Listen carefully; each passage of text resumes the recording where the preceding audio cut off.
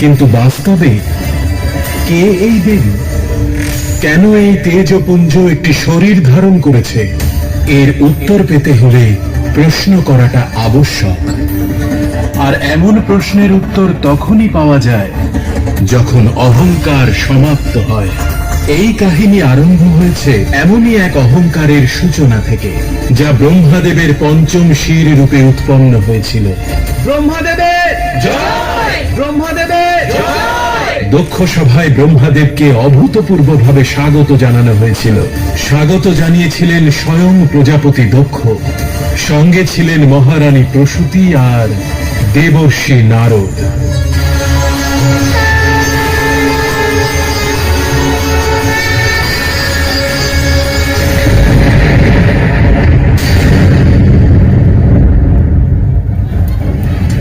কি হয়েছে পিতা? আপনাকে খুব চিন্তিত মনে হচ্ছে। আমি কি কোনোভাবে আপনাকে সম্মান জানাতে ত্রুটি করেছি? আমাকে সম্মান জানানোতে কোনো ত্রুটি হয়নি, ত্রুটি হয়েছে ওই নির্মাণে।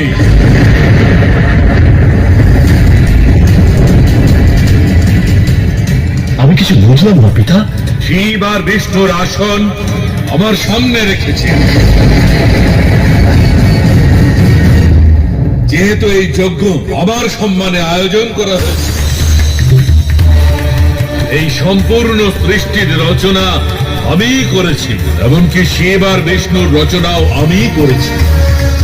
তবে ওই দুজনের আসন আমার সমান কি করে হতে পারে? আমার স্থান হবে সবার উপরে।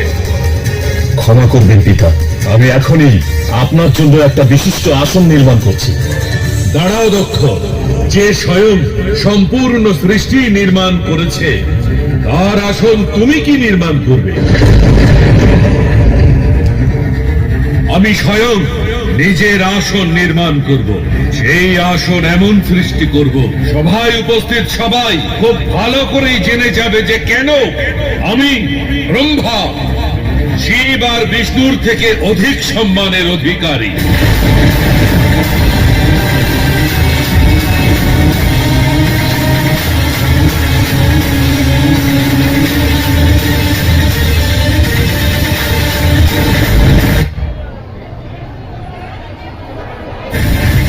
দক্ষ, এখন তোমাকে যজ্ঞ আরম্ভ করার অনুমতি দিলাম। যথাজ্ঞা পিতা। ক্ষমা চাইছি আমি।